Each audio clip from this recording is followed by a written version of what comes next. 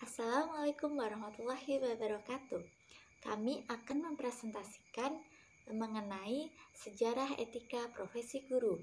Nah, kami dari kelompok 1 beranggotakan saya sendiri Vera Sari, yang kedua ada Yunita Asari, yang ketiga ada Fatihah Zumaroh, yang keempat ada Rida Nurrofiah, dan yang kelima ada Eka Puji Lestari. Selamat menyimak. Baik, untuk yang pertama adalah hakikat etika. Secara etimologis, etika itu berasal dari kata etos yang berarti watak kesusilaan atau adat kebiasaan.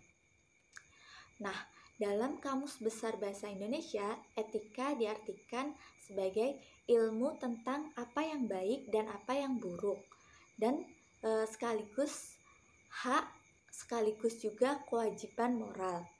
Nah, jadi etika itu adalah pandangan manusia dalam berperilaku menurut ukuran atau nilai baik dan buruk.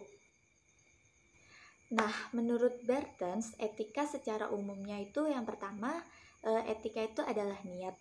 Jadi maksudnya apakah perbuatan itu dilakukan atau tidak. Nah, pertimbangannya itu dari niatnya.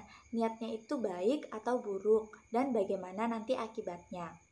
Nah, untuk yang kedua, etika adalah nurani, di mana bagaimana orang bersikap itu timbul dari kesadaran dirinya sendiri.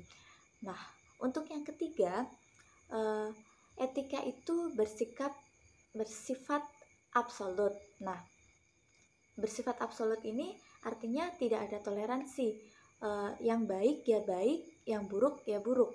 Jadi yang baik diberikan pujian, yang buruk mendapatkan sanksi, seperti itu. Nah, untuk yang keempat, berlakunya etika tidak bergantung pada orang lain. Seperti misalnya kalau ada tamu, seorang anak itu akan bersikap baik kepada orang tuanya. Tapi ketika tidak ada tamu atau tidak ada orang lain, anak itu bersikap kurang baik kepada orang tuanya. Nah, sebenarnya itu etikanya itu dari dalam diri anak sendiri, bukan dari orang lain. Hakikat profesi adalah suatu pernyataan atau suatu janji yang terbuka. Profesi mengandung unsur pengabdian kepada masyarakat. Profesi berasal dari bahasa Latin yaitu professio yang mempunyai dua pengertian, yaitu janji atau ikrar dan pekerjaan. Profesi merupakan suatu pekerjaan yang mengandalkan keterampilan dan keahlian khusus yang tidak didapatkan pada pekerjaan sebelumnya. Profesi dibangun dengan landasan yang bermoral. Jadi, profesi berarti kegiatan yang dijalankan berdasarkan keahlian tertentu, sekaligus dituntut daripadanya pelaksanaan norma-norma sosial dengan baik. Ciri-ciri suatu profesi. Yang pertama, adanya pengetahuan khusus. Biasanya, keahlian dan keterampilan ini dimiliki berkat pendidikan, pelatihan, dan pengalaman yang bertahun-tahun. Yang kedua, adanya kaidah dan standar moral yang sangat tinggi. Hal ini biasanya setiap pelaku profesi mendasarkan kegiatannya pada kode etik profesi. Yang ketiga, mengabdi pada kepentingan masyarakat. Artinya setiap pelaksana profesi harus meletakkan kepentingan pribadi di bawah kepentingan masyarakat. Dan yang keempat, izin khusus untuk menjalankan suatu profesi. Setiap profesi akan selalu berkaitan dengan kepentingan masyarakat. Maka untuk menjalankan suatu profesi harus terlebih dahulu ada izin khusus. Dan yang kelima, kaum profesional biasanya menjadi anggota dari suatu profesi. Selanjutnya, syarat profesi. Yang pertama, melibatkan kegiatan intelektual. Jadi, kegiatan pendidikan yang berhubungan dengan pengetahuan dan berpikir. Yang kedua, menggeluti suatu batang tubuh ilmu yang khusus. Jika profesi pendidikan, maka khusus pendidikan. Yang ketiga, memerlukan persiapan profesional yang alam dan bukan sekedar latihan. Memerlukan skill mengajar secara langsung, yaitu dengan terjun ke lapangan, tidak sekedar magang saja. Dan yang keempat, memerlukan latihan dalam jabatan yang berkesinambungan. Latihan dalam jabatan itu seperti diklat, seminar, bimtek, atau bimbingan teknis. Dan yang kelima, menjanjikan karir hidup dan keanggotaan yang permanen. Profesi pasti terjamin karirnya.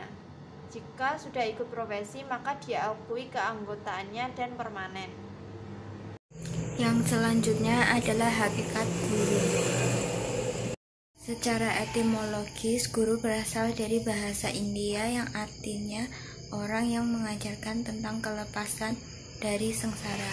Kemudian dalam bahasa Arab, guru dikenal dengan al-mu'alim atau al-ustad, yang artinya bertugas memberikan ilmu dalam majelis taklim atau tempat memperoleh ilmu. Dalam hal ini, pengertiannya adalah orang yang mempunyai tugas untuk membangun aspek spiritualitas manusia.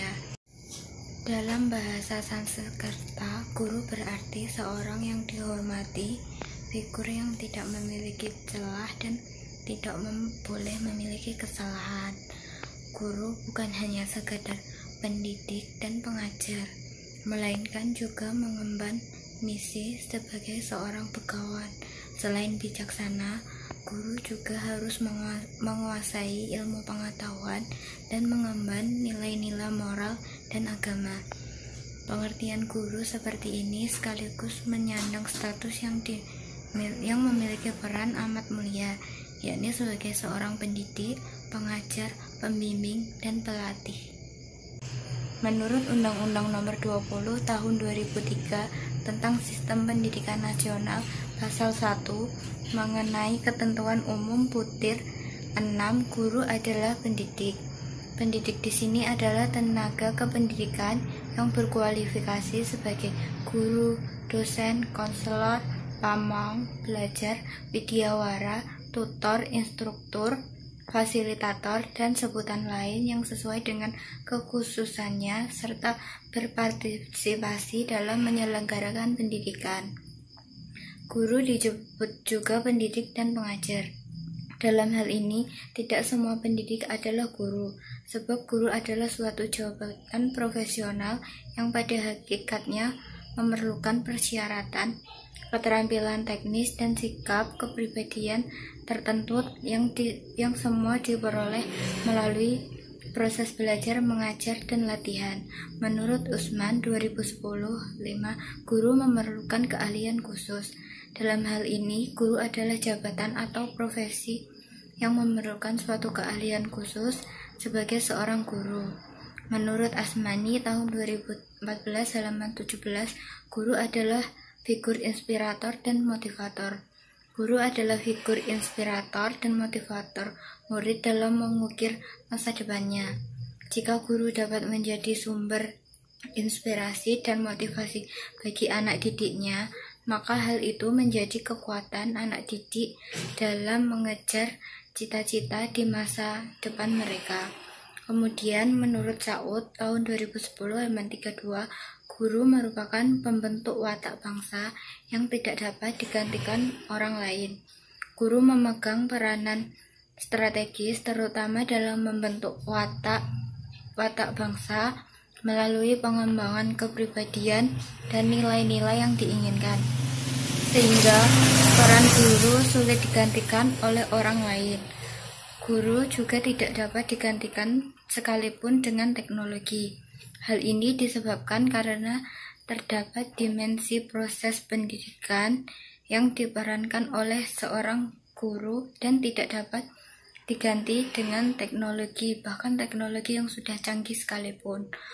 Guru adalah profesi yang bertanggung jawab terhadap pendidikan siswa. Dapat dipahami bahwa guru adalah profesi yang memerlukan keahlian khusus. Guru adalah orang yang mampu melaksanakan tindakan pendidikan untuk mencapai tujuan pendidikan atau seseorang yang dewasa, jujur, sehat jasmani dan rohaninya, ahli, terampil, terbuka, adil, dan mempunyai kasih sayang. Guru adalah komponen manusia dalam proses belajar mengajar yang berperan dalam usaha pembentukan sumber daya manusia yang potensial di bidang pembangunan. Pentingnya etika profesi guru. Etika profesi guru sangat penting karena etika merupakan karakter, watak, kesusilaan atau adat. Sebagai subjek, suatu objek, ketika akan berkaitan dengan konsep individu ataupun kelompok untuk menilai apakah tindakan-tindakan yang telah dikerjakan itu salah atau benar, buruk atau baik. Nah, jadi seorang guru harus mempunyai etika yang dapat dipertanggungjawabkan. Hal ini agar di mata para siswanya, ia terlihat sebagai yang patut ditiru dan digugu. Pantas dijadikan sebagai teladan sekaligus pahlawan. Sosok seorang guru adalah cermin bagi para siswa, bahkan oleh elemen masyarakat di lingkungannya. Kode etik guru merupakan suatu kumpulan perangkat yang berisikan nilai dan norma serta petunjuk bagi guru dalam bertindak di sekolah dan di masyarakat yang harus dilaksanakan oleh guru dalam melaksanakan tugasnya. Menurut Amiruddin dan Hidayat, mengemukakan bahwa kode etik guru adalah sekumpulan nilai-nilai norma profesi guru yang tersusun dengan baik dan sistematis dalam suatu sistem yang utuh dan bulat, yang menjadikan pedoman atau landasan moral dan tingkah laku bagi setiap guru dalam melaksanakan tugas serta pengabdiannya sebagai seorang guru, baik di dalam lingkungan sekolah maupun di kehidupan sehari-hari dan di masyarakat. Menurut Sadirman, kode etik yang telah dirumuskan sesuai dengan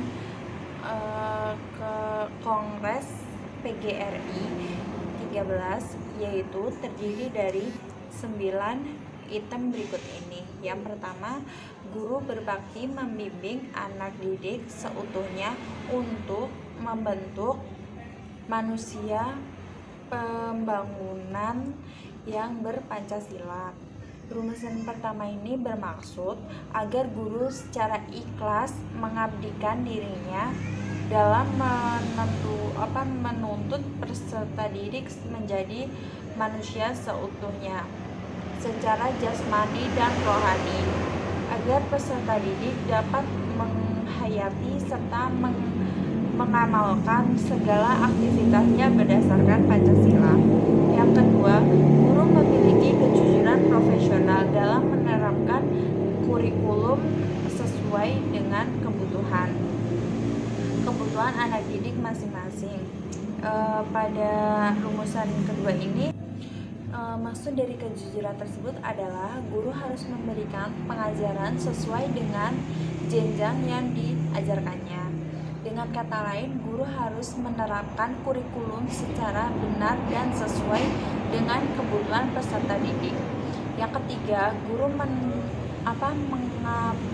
mengadakan komunikasi, terutama dalam memperoleh informasi tentang anak didik, tetapi menghindarkan diri dari segala bentuk penyalahgunaan.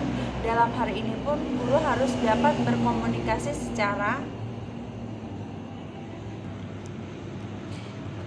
harmonis, ramah, kasih sayang, dan saling berketerbukaan dalam memperoleh informasi mengenai diri peserta didik tersebut. Yang keempat, guru menciptakan suasana kehidupan sekolah dan memelihara hubungan dengan orang tua murid sebaik-baiknya. Maksudnya ialah guru harus dapat menciptakan suasana kehidupan sekolah dengan kondisi optimal sehingga dapat menjadikan peserta didik itu menjadi merasa belajar, harus belajar, perlu dididik dan dibimbing. Terus yang kelima itu, guru memelihara hubungan baik dengan masyarakat di sekitar sekolahnya maupun masyarakat yang lebih luas untuk kepentingan pendidik. Seperti kita ketahui bahwa masyarakat juga bertanggung jawab atau atas pelaksanaan pendidikan. Yang keenam, itu guru secara sendiri atau bersama-sama berusaha mengembangkan dan meningkatkan mutu profesinya. Maksudnya yaitu dalam meningkatkan pelayanan terhadap masyarakat, maka guru harus meningkatkan kualitas profesinya. Yang ketujuh, guru menciptakan dan memelihara hubungan antara sesama guru baik berdasarkan lingkungan kerja maupun di dalam hubungan keseluruhan. Dalam meningkatkan mekanisme kerja guru, kerjasama serta pembinaan antar guru di tempat kerja maupun di luar sangatlah penting. Terus yang kedelapan, guru secara bersamaan memelihara, membina dan meningkatkan mutu organisasi guru profesional sebagai sarana pengabdiannya. Dalam hal ini, dengan meningkatkan mutu organisasi profesi guru, maka mampu merencanakan dan melaksanakan program yang bermutu dan sesuai kebutuhan masyarakat. Yang kesembilan yaitu guru melaksanakan segala ketentuan yang merupakan kebijaksanaan pemerintah dalam bidang pendidikan. Dalam hal ini guru juga harus mematuhi segala peraturan serta ketentuan. Yang kesembilan yaitu guru melaksanakan segala ketentuan yang merupakan kebijakan pemerintah dalam bidang pendidikan. Dalam hal ini guru juga harus mematuhi segala peraturan serta kebijakan pemerintah terhadap pendidikan, sebab pada hakikatnya guru juga merupakan warga negara sekalipun aparat pemerintahan. Selanjutnya yaitu penerapan kode etik guru. Penerapan kode etik guru dalam tugasnya menurut Muhammad Rahmat yang dikutip oleh Herwin mengatakan bahwa secara kebutuhan masalah dari segala aspek yang dijalani ketika melaksanakan tugas seringkali diangkat dari lingkup proses pembelajaran sebagai tugas utama guru. Penerapan kode etik guru dalam tugasnya sebagai berikut. Yang pertama yaitu multi peran dengan tugas guru dalam proses pembelajaran. Guru memiliki peranan penting dalam proses pembelajaran, yaitu salah satunya menciptakan situasi interaksi pergaulan sosial dengan masyarakat yang kondusif. Di samping itu guru juga mempunyai multi peran dalam proses pembelajaran yang diselenggarakan dalam tugas yang bervariasi meliputi manajer, pemandu, koordinator, komunikator, terus fasilitator dan motivator. Yang kedua yaitu penerapan kode etik dalam melaksanakan tugasnya. Guru berbakti dan harus memiliki dedikasi dalam membentuk manusia Indonesia yang berjiwa Pancasila dan melaksanakan pembimbingannya kepada peserta didik sehingga mereka memiliki bakat, minat, dan kemampuan dalam meraih cita-cita mereka. Di sisi lain, guru berupaya menciptakan suasana sekolah yang sebaiknya untuk menghasilkan proses pembelajaran yang optimal. Di samping itu juga guru memelihara hubungan baik dengan orang tua dan masyarakat sekitar untuk membina keberlangsungan pendidikan di masyarakat sehingga mutu pendidikan lebih meningkat. Yang ketiga yaitu penerapan kode etik dalam masyarakat. Guru memiliki peranan yang cukup berpengaruh di lingkungan masyarakat untuk memberikan bimbingan dan pengajaran dalam mewujudkan masyarakat yang adil, makmur, dan sejahtera serta berjiwa Pancasila. Tujuan ini adalah mewujudkan manusia seutuhnya dan berpegang teguh pada kejujuran profesional serta memelihara hubungan baik dengan orang tua, dengan masyarakat sekitar, untuk membina peran guru, tanggung jawab bersama terhadap pendidikan. Menjadi seorang guru itu memang dituntut untuk melaksanakan segala tugas dan kewajiban profesi. Dalam hal ini sudah pasti profesionalitas guru sangat dituntut dalam melaksanakan pengabdiannya baik di sekolah dan di masyarakat. Jadi dapat kita simpulkan dari presentasi tadi yaitu profesi pada hakikatnya adalah suatu pernyataan atau janji terbuka bahwa seorang akan mengabdikan dirinya kepada suatu jabatan atau pekerjaan dalam arti biasa karena orang tersebut merasa terpanggil untuk menjabat pekerjaan itu. Etika dapat diartikan sebagai suatu disiplin filosofis yang sangat diperlukan dalam interaksi secara umum interaksi sesama manusia di dalam memilih dan memutuskan pola-pola perilaku yang sebaik-baiknya berdasarkan timbangan moral-moral yang berlaku. Setiap profesi guru itu memerlukan kode di mana di dalamnya berisikan himpunan nilai-nilai dan norma-norma norma-norma profesi guru yang tersusun dengan baik sistematis dalam suatu sistem yang utuh. Kode etik guru Indonesia merupakan alat yang aman dan penting untuk pembentukan sikap profesional para anggota profesi keguruan. Tujuan suatu profesi menyusun kode etik adalah untuk menjunjung tinggi martabat profesi, menjaga dan memelihara kesejahteraan para anggota, meningkatkan pengabdian anggota profesi, dan meningkatkan mutu profesi dan mutu organisasi profesi. Menetapkan kode etik tidak boleh dilakukan secara perorangan, tapi harus dilakukan oleh organisasi yang berwenang secara sesuai dengan profesinya. Segala hal yang berkaitan dengan profesi guru tertuang dalam Undang-Undang Republik Indonesia nomor 14 tahun 2005 tentang guru dan dosen. Terima kasih presentasi dari kami semua. Kurang lebihnya mohon maaf. Wassalamualaikum warahmatullahi wabarakatuh.